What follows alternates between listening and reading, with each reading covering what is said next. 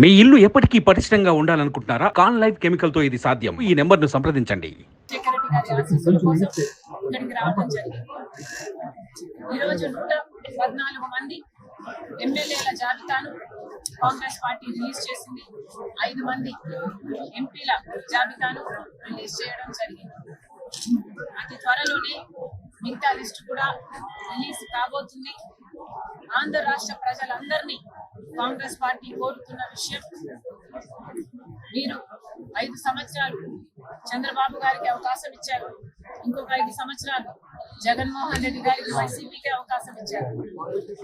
ఏ ఒక్కరూ కూడా చంద్రబాబు గారైనా జగన్మోహన్ రెడ్డి గారైనా రాష్ట్ర ప్రయోజనాల కోసం పని చేయలేదు. ఆంధ్ర రాష్ట్ర ప్రజల హక్కు ప్రత్యేక హోదా. అలాంటిది ఒక్క రోజు కూడా అధికారంలో ఒక్క రోజు కూడా నిజమైన ఉద్యమం చేయని వాళ్ళు చంద్రబాబు గారైనా జగన్మోహన్ రెడ్డి గారైనా. అలాంటి వాళ్ళను ఎన్నుకున్నందుకు ప్రజలు ఎంతో నష్టపోయారు. 10 సంవత్సరాలుగా మన రాష్ట్రంలో ఒక్క అడుగు కూడా అభివృద్ధి జరగలేదు. మనకు స్పెషల్ స్టేటస్ వచ్చుంటే వేల కొద్ది ఒక్కొక్క నియోజకవర్గంలో కనీసం ఒక 100 కొత్త పరిశ్రమలైనా వచ్చేవి. కానీ ఉన్న పరిశ్రమలు కూడా మూతపడి ఈరోజు పిల్లలకు ఉద్యోగాలు లేకుండా, గవర్నమెంట్ పరంగా అయినా ప్రైవేట్ పరంగానైనా ఉద్యోగాలు లేకుండా అసలు అతి దీన పరిస్థితిలో, దయనీయమైన పరిస్థితిలో ఈరోజు మన రాష్ట్రం ఉంది అంటే, అభివృద్ధికి నోచుకోలేదు అంటే ఈరోజు దానికి కారణం ఒకవైపు చంద్రబాబు గారు అయితే ఇంకొకవైపు ముఖ్యమంత్రి జగన్మోహన్ రెడ్డి గారు. ఇలా ఉండగా రాష్ట్ర ప్రజలందరినీ కాంగ్రెస్ పార్టీ కోరుతుంది, ఆలోచన చేయండి. మనకు స్పెషల్ స్టేటస్ వస్తేనే మన రాష్ట్రం బాగుపడుతుంది.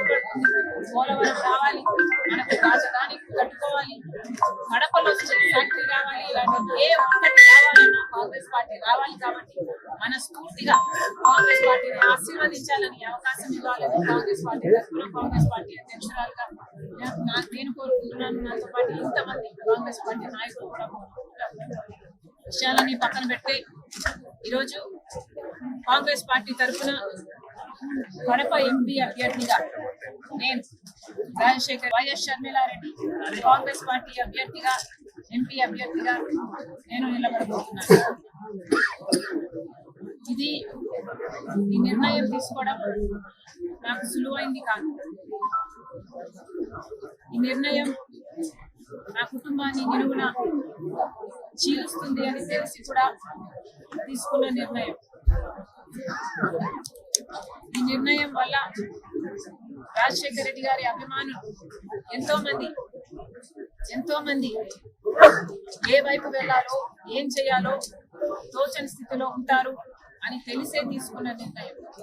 కానీ ఈ నిర్ణయం తీసుకోవడం నాకు తప్పలేదు. ఎందుకంటే జగన్మోహన్ రెడ్డి గారు నాకు తోడబుట్టిన అన్న.